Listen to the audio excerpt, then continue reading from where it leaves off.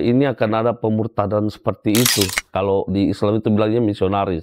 Tapi ternyata di situ ya kami mengajak orang-orang untuk supaya bisa masuk ke Kristen. Setelah saya mengucapkan 2 kalimat syahadat, banyak teror yang masuk, termasuk teman-teman pendeta saya, rajam Febri, karena dia sudah mengkhianati Islam.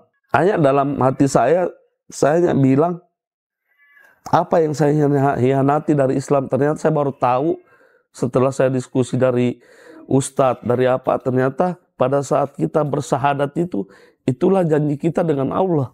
Bismillahirrahmanirrahim. Ya ayyuhalladzina amanu udkhulu fis-silmi kaffah.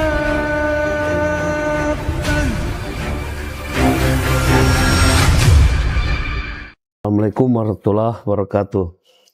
Perkenalkan, nama baptis saya Febri Tandaan.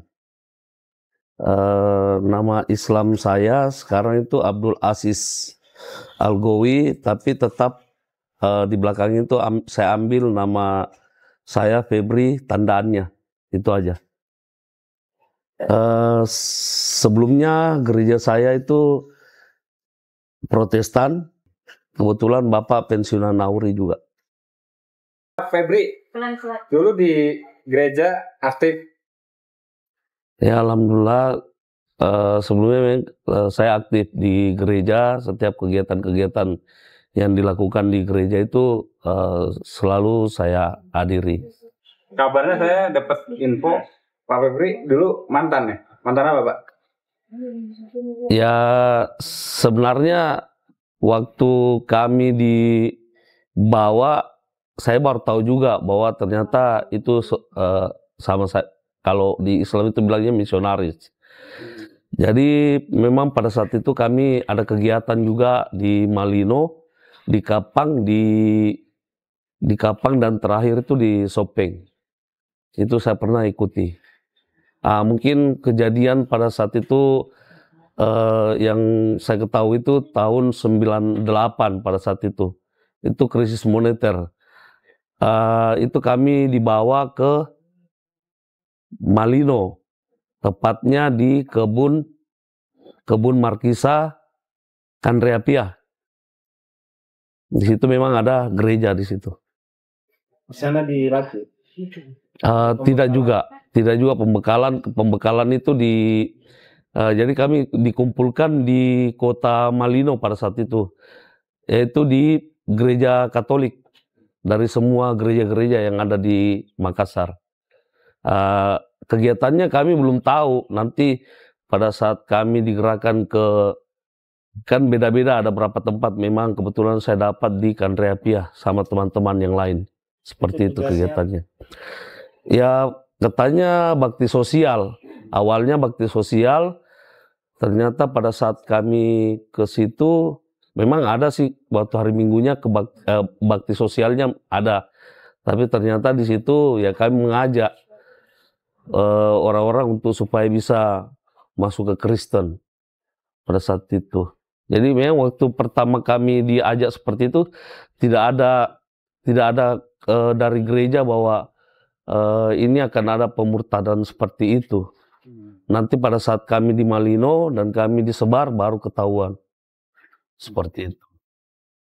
Jadi bakti sosial sebagai kedok aja ya? Apa memang banyak seperti itu dilakukan mereka? Ya kalau dari gereja-gereja sih sebenarnya kebanyakan yang seperti itu. Awalnya bakti sosial seperti itu. Berarti bisa dikatakan misionaris nggak sih Pak Bapak? Ya kalau sekarang sih bisa dibilang seperti itu. Waktu saya bergerak kemarin tidak ada kata-kata bahwa kami misionaris. Hanya memang pada saat itu banyak pendeta-pendeta muda yang ikut juga dalam kegiatan tersebut. Seperti itu. Sering berhasil memurtadkan orang atau misalkan mengajak orang ke agama Bapak yang orang. Iya, jadi kami kebetulan pada saat itu kan masih anak muda. Saya masih SMA pada saat itu kelas 1. Jadi kami mengajak anak muda yang memang kegiatannya hanya minum, tidak pernah ke masjid. Ya kami mengajak bahwa ada kegiatan nanti hari Minggu. Kalau bisa keluarganya juga diajak dan mereka mau. Seperti itu. Apa minuman sini ya, namanya apa? Balo. Ya, Kas Malino itu kan balo di sana. Semenjak Bapak praktek itu berapa orang Pak? Murtad. Kalau masalah itu kami tidak tahu. Tapi data yang kemarin sempat saya waktu sudah Islam, kami dapat data kembali dari Kanreapia itu memang generasi ketiga pada saat itu ada sekitar hampir 100 orang pada saat itu. Dan itu diakui dengan anak kepala desa, karena dia sempat juga murtad. Kami kunjungan ke sana belusukan bersama tim Arimatea yang dipimpin langsung sama Ustadz Jumsar. Memang betul dan mereka mengakui bahwa memang ada kegiatan seperti itu pada saat krisis moneter 98 itu.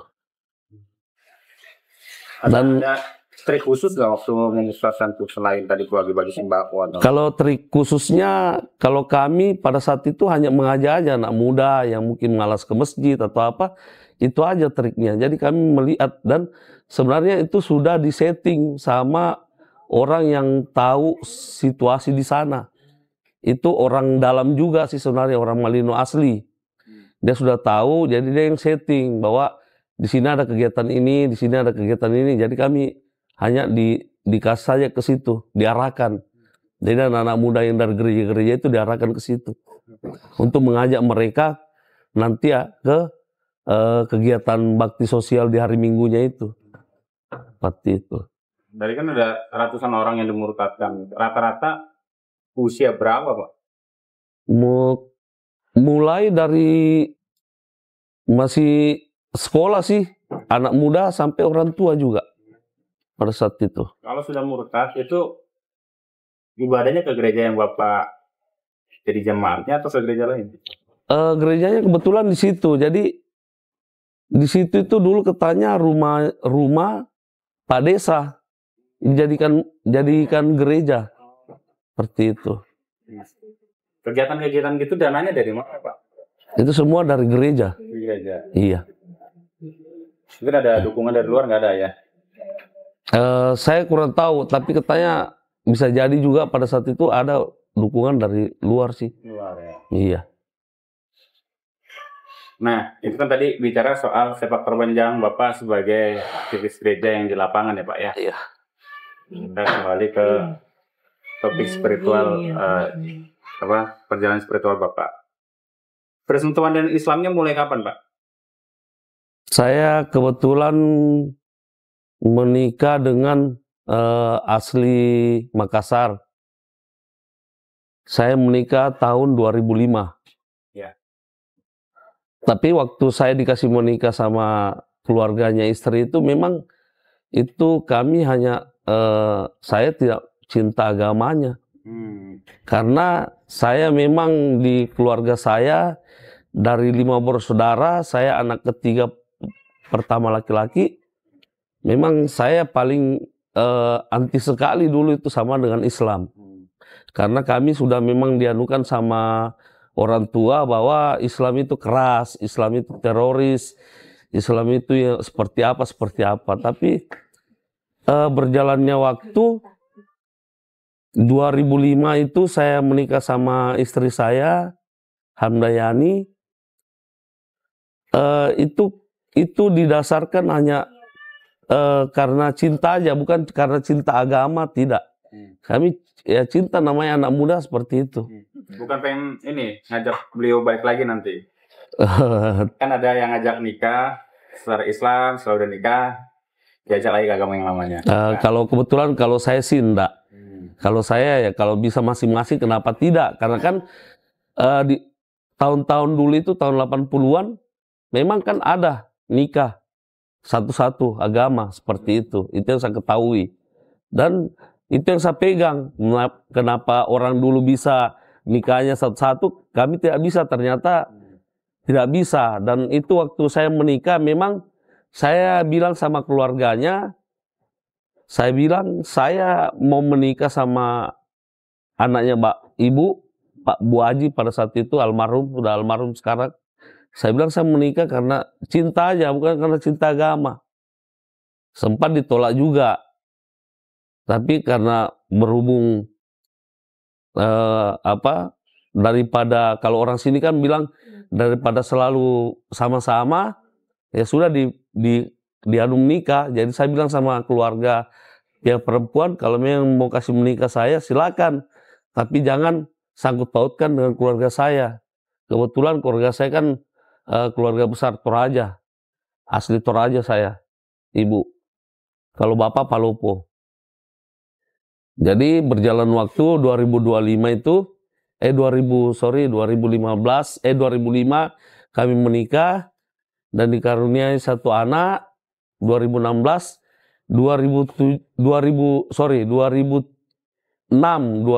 kami dianugerahkan seorang putri. Nanti 2007 saya murtad lagi. Alasan saya murtad karena tidak ada pembelajaran di Islam. Saya tidak, iya. 2 tahun setelah masuk Islam. Iya, setelah masuk Islam karena memang dasar saya menikah pada saat itu memang bukan agamanya, cinta orangnya bukan agamanya. Nanti 2007 karena tidak ada pendampingan dan saya juga cemas, sudah tidak pernah ke masjid selama 2 tahun itu, tidak ke gereja juga. Jadi saya bilang mendingan saya kembali. Jadi saya sempat kembali dan saya memang sempat bohongi juga orang tua bahwa saya itu tidak nikah Islam pada saat itu.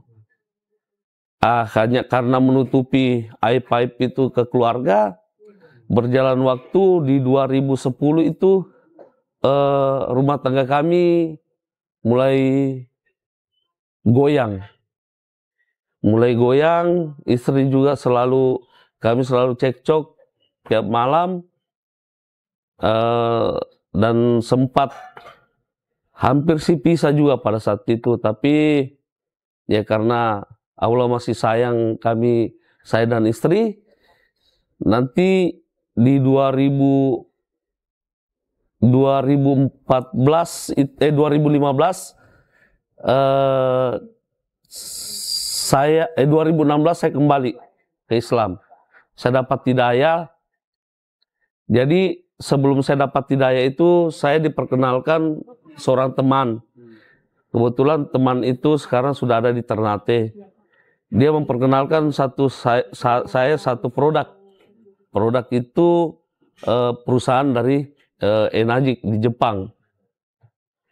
Saya disuruh menjual mesin pada saat itu. 2015 saya bergabung di Enagic karena saya juga suka bisnis. Saya bergabung di situ. Kebetulan di 2015 pada saat saya masuk di bulan 11 itu saya sudah bisa menjual mesin itu pada saat itu 3 sampai 6 mesin. Dan mesin itu memang kalau dibilang murah tidak juga, mahal. Ya kalau pikiran saya sekarang mesin itu tidak mahal sebenarnya. Saya juga tidak tahu bahwa di komunitas yang dipimpin Dr. Andika, yang mungkin lagi booming di Jawa itu, mesin kangen motor. Ya di situ saya juga berterima kasih sih sebenarnya dengan teman-teman yang ada di Jakarta dan sekitarnya, termasuk Dr. Andika sendiri. Melalui perantara beliaulah sampai saya kembali. Sebenarnya saya bukan kembali sih sebenarnya. Saya baru tahu juga bahwa sebenarnya kita ini sebenarnya sudah Muslim. Hanya karena ikut nenek moyang kami di situ, jadi kami ikutnya di Kristen. Seperti itu. Jadi singkat cerita, 2015 alhamdulillah saya sudah mesin ke-6 pada saat itu, dan di 2016 awal Januari itu kami ada kegiatan di Jakarta pada saat itu, dan alhamdulillah saya ikut serta dalamnya.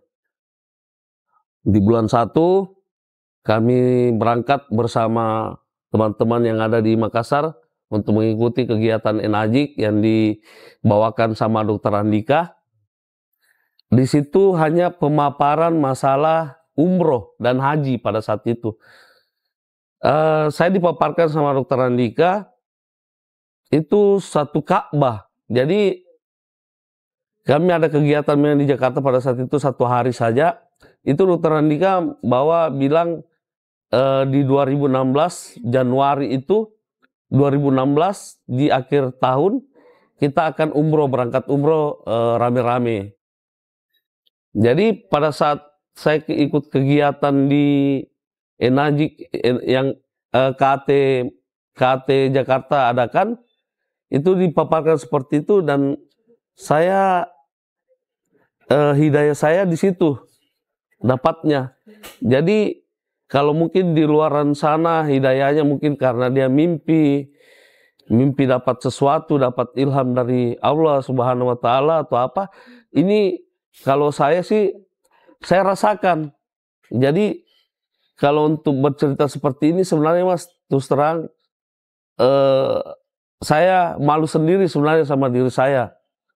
Tapi saya juga sampaikan ke diri saya bahwa kalau saya tidak sampaikan hidayah yang saya dapat seperti ini, mungkin saya juga terlalu istilahnya saya nggak bisa siarkan Islam juga keluar. Jadi yang saya dapat pada saat itu hanya sebuah gambar Ka'bah yang dipaparkan, dan dengan kesombongan diri saya pribadi,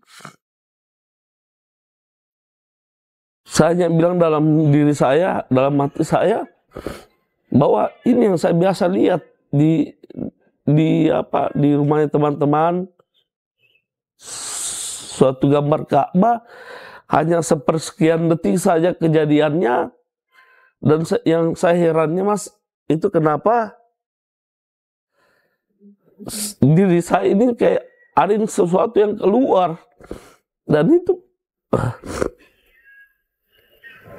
sepersekian detik kejadiannya saya sudah ada di dalam Ka'bah itu sendiri.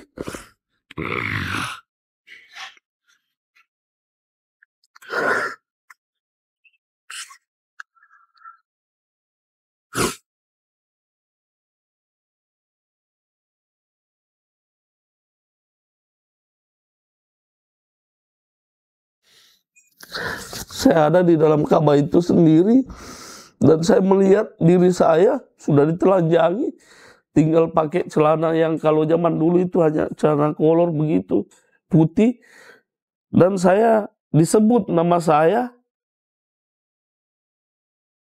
Rajam Febri, karena dia sudah mengkhianati Islam.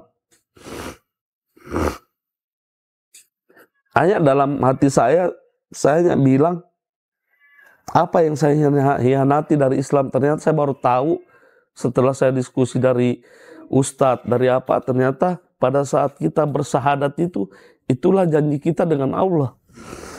Dan itulah yang mungkin terjadi di belakang saya, dicambuk 3 kali Mas. Saya dirajam. Seperti kayak orang kalau kita lihat mungkin di Aceh atau di apa, saya disuruh duduk kayak seperti ini, dan saya dicambuk di belakang saya ini 3. Itu ada 3 cambukan Mas. Dan pada saat cambukan pertama dihantam ke belakang saya itu, saya juga merasa hanya badan saya ini yang kaku, hanya bisa begini aja. 3 kali. Setelah 3 kali itu sudah kejadian kembali lagi normal. Karena saya sempat dengar juga Dokter Andika bicara bahwa akan ada seperti ini. Jadi singkat cerita, dari perjalanan hijrah saya itu, saya minta pamit ke kamar mandi untuk memastikan apakah betul yang ada di belakang saya ini cambukan atau bukan. Karena saya sudah rasa pedih sekali. Setelah saya diizinkan untuk ke toilet, saya lihat mas betul angus badan ini belakang 3, betulan berbekas 3. Itulah tidak sadar sesadar-sadarnya, dan bisa diminta keterangan ke Dokter Andika pada saat itu kejadian. Dan memang pada saat itu ada kegiatan di Jakarta pada saat itu. Dokter Andika lihat itu bekas bukan? Enggak, tidak ada pun satu orang yang melihat bekas itu mas. Jadi saya simpan itu bekas ada 2 minggu. Istri saya pun tidak pernah melihat. Karena saya terus terang kalau sudah sampai di rumah biasa itu hanya pakai sarung, tidak pakai baju. Selama 2 pekan itu saya selalu pakai baju karena saya tidak tahu, setiap saya mau menjelaskan ke istri itu kayak susah untuk mengungkapkan. Maksudnya tidak pernah saya mau bilang apa sampai pernah istri bilang itu kenapa belakang kamu? Bilang enggak Ji, enggak ada masalah. Sempat dia bilang coba balik, bilang jangan Mi, enggak usah kita tahu masalah itu, bilang enggak usah. Jadi saya hanya diam. Di sini juga sebenarnya pentingnya dengan kejadian ini saya mau sampaikan kepada keluarga saya yang ada di Mande bahwa dengan hijrahnya saya di Islam itu tidak ada hubungan dengan istri saya, bahwa saya disantet lah, dia guna-gunai lah, apalah, dan ini murni Allah mungkin sudah takdirkan saya untuk kembali ke jalan yang benar seperti itu. Jadi banyak yang saya dapat hikmah dari perjalanan hijrah yang diri saya sendiri yang dapatkan.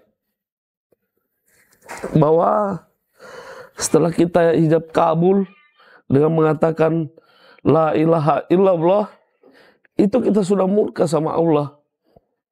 Dan pesan saya kepada teman-teman yang di luar sana yang mungkin mau coba-coba untuk bermain dengan hanya karena mau menikahi seorang muslim atau apa, jangan sampai kejadian sama dengan saya.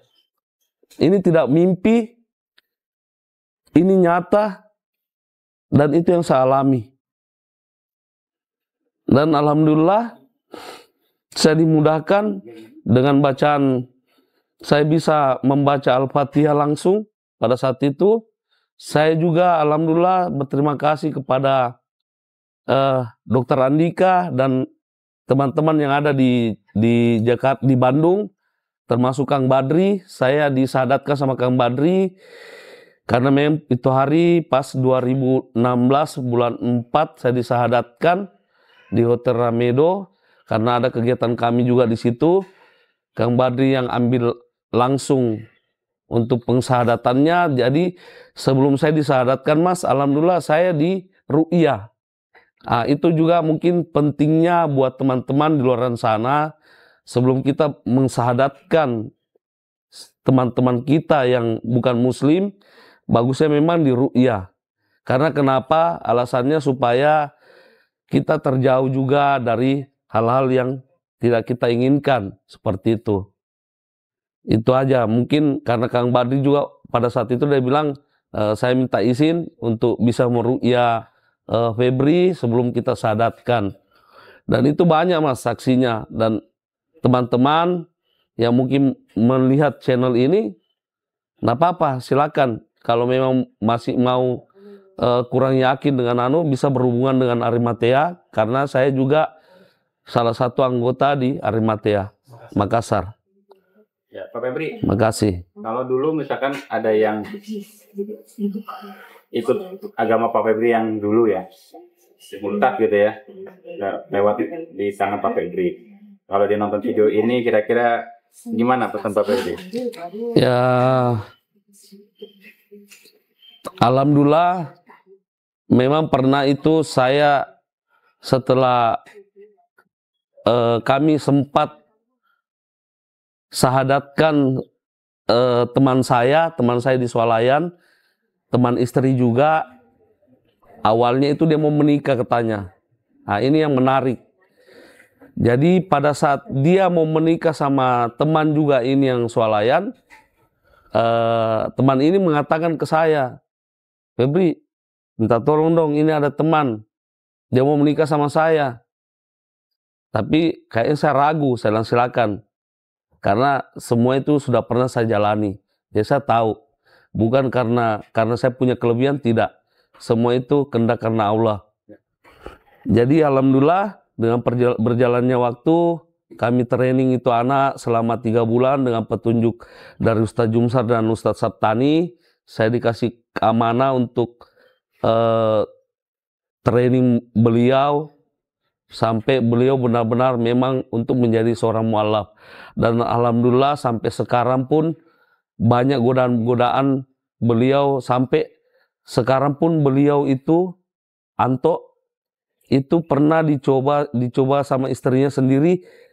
Dia cerai dari istri yang Islam ini.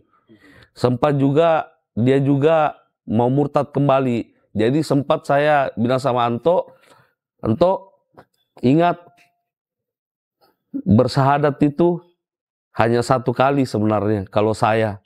Karena kenapa? Contoh saya lah, saya bilang, mempermainkan Islam.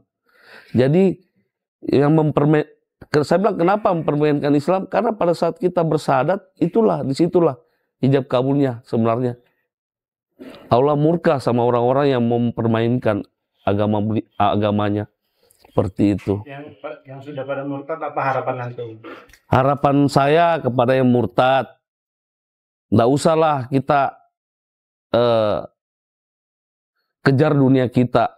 Karena apa yang kalian lakukan di luar sana, itu hanya kepentingan dunia saja. Ya semoga teman-teman yang murtad di luar sana tidak dapat musibah yang seperti yang saya alami.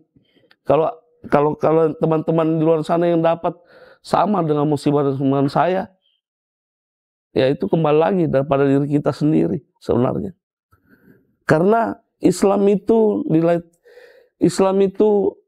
untuk seluruh dunia sebenarnya.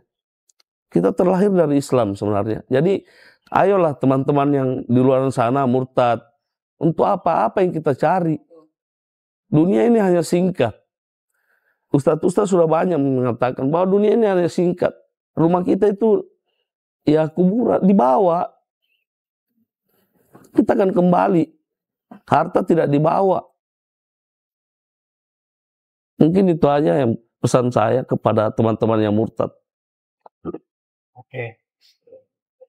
Pak. Nah, baik. Pak, setelah masuk Islam itu keluarga gimana, Pak? Aman? Alhamdulillah setelah saya mengucapkan 2 kalimat syahadat, banyak teror yang masuk, termasuk teman-teman pendeta saya yang menjapri saya. Tapi saya bilang silakan, kalau kalian mau silaturahim dengan saya, silakan. Karena saya bilang ini sudah jalan saya dan sudah benar, saya bilang. Nah, dapat ancaman intimidasi, Pak, fisik maupun verbal? Ya banyaklah ancaman, termasuk adik saya kemarin mengancam akan membunuh saya. Saya bilang walaupun saya dibunuh sama kalian, sama adik-adik saya sudah pasrah sama Allah. Iya, karena di Islam itu mati syahid adalah paling mulia. Apa yang terjadi yang sekarang yang teman-teman di Palestina dan di Gaza, sebenarnya itulah kerinduan kami juga seorang mualaf untuk bisa seperti itu. Karena kami tahu jalan kami sebenarnya kemana. Seperti itu. Waktu sama Dokter Andika itu kan cerita tentang Ka'bah tuh. Iya. Emang pernah ke umroh gitu? Ya kebetulan saya belum pernah umroh, tapi sudah pernah lihat nyata juga. Dan insya Allah kalau Allah berkehendak, Mau umroh mau? mau Ustaz. Yes. Itulah kerinduan kami sebenarnya. Oh, udah tobat di sana ya. Ya, setobat-tobatnya dan mendekatkan lebih dekat lagi daripada dengan Allah. Mudah-mudahan ada jalannya untuk umroh ya Pak ya. Insya Allah, amin, amin. Pak, pesan-pesan terakhir Pak buat teman-teman sahabat ngaji cerdas supaya tetap istiqomah. Kalau buat pesan dan pesan kepada teman-teman ngaji cerdas, nggak usah takut bahwa kita sudah terlahir dari Islam. Sebenarnya kami yang bukan Islam ini sebenarnya rindu. Kenapa bukan kami semua yang ada di sini tuh Islam aja begitu. Tapi itulah keindahannya Allah, bahwa dengan kita bertakwa bahwa hanya satu Allah, satu Tuhan, dan Islam rahmatan lil alamin. Itu aja mungkin pesan saya. Jazakallahu kalau khairan Pak Febri, semoga ini menjadi wasilah kebaikan banyak orang. Amin, amin. Waalaikumsalam. Assalamualaikum warahmatullahi wabarakatuh. Saya Jumsar Rahman, Ketua Forum Arimatea Sulawesi Selatan. Arimatea fokus dalam berdakwah kepada non-muslim dan membendung gerakan-gerakan kristenisasi serta pembinaan dan pendampingan mu'alaf di Sulawesi Selatan. Di Sulawesi Selatan umumnya dan khususnya di Kota Makassar sangat masif gerakan-gerakan pendangkalan akidah dan sangat minimnya kepedulian kepada saudara-saudara kita yang mu'alaf. Untuk itu kami dari Forum Arimatea sementara merintis Mu'alaf Care, yang mana di Mu'alaf Care ini ada rumah singgah mu'alaf dan galeri mu'alaf. Alhamdulillah kami dari Forum Arimatea Sulawesi Selatan telah mensyahadatkan ratusan orang-orang di luar muslim, dan alhamdulillah kami telah melakukan pembinaan dan pendampingan. Sahabat ngaji cerdas, kami dari Forum Arimatea sementara merintis pembangunan musola, yang mana musola ini akan menjadi pusat pembinaan dan pemberdayaan mu'alaf satu-satunya di Sulawesi Selatan, dan akan kami mulai. Teman-teman, ayo Mike and Rini bersama-sama di Forum Arimatea. Ewako, Allahu Akbar. Bismillahirrahmanirrahim. Assalamualaikum warahmatullahi wabarakatuh. Ya, kembali lagi ya teman-teman sekalian yang dirahmati oleh Allah Subhanahu wa taala. Bersama dengan saya Hendriko Santoso selaku narasumber di Ngaji Cerdas, mencerdaskan umat. Nah, teman-teman, di sini ada produk bagus nih. Namanya Sultan Parfum. Parfum para perindu surga. Nah, di sini ada 4 macam produk nih. Yang pertama, parfum dengan aroma Raudhoh. Parfum dengan aroma Hajar Aswad. Parfum dengan aroma kasturi. Dan yang keempat adalah parfum aroma 2000 bunga. Nah, kalau teman-teman sekalian sedang umroh, lalu pulang ke tanah air dan rindu dengan suasana di Masjidil Haram maupun di Masjidil Nabawi atau di Mekah dan Madinah, teman-teman bisa beli nih Sultan Parfum dengan aroma-aroma yang menyesuaikan dengan suasana di Mekah ataupun Madinah. Nah, selain teman-teman beli parfum ini, nanti teman-teman dapat bonus gratisannya juga. Apa aja sih teman-teman gratisannya? Nih, yang pertama nanti teman-teman dapat kitab atau buku saku zikir pagi dan petang sesuai dengan sunnah. Nah, yang kedua, teman-teman nanti dapat gratis tasbih nih. Wah, lucu banget ya, imut nih, bisa dibawa kemana-mana. Yang ketiga, nanti teman-teman dapat juga nih kertas untuk bagaimana sih parfum ini digunakan untuk saat suasana apa aja. Di sini udah dijelasnya teman-teman semua. Nah, jadi teman-teman jangan lupa nih dibeli, informasinya ada di sini nih.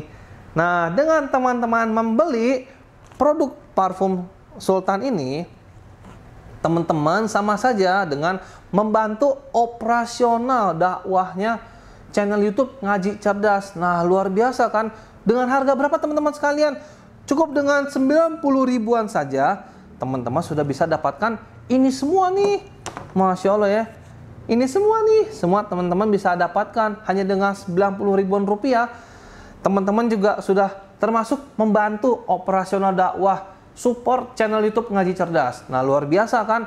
Nah, jadi tunggu apa lagi teman-teman ya? Segera hubungi di sini nih, di link yang tertera di bawah ini ya. Terima kasih ya teman-teman sudah menonton. Assalamualaikum warahmatullahi wabarakatuh.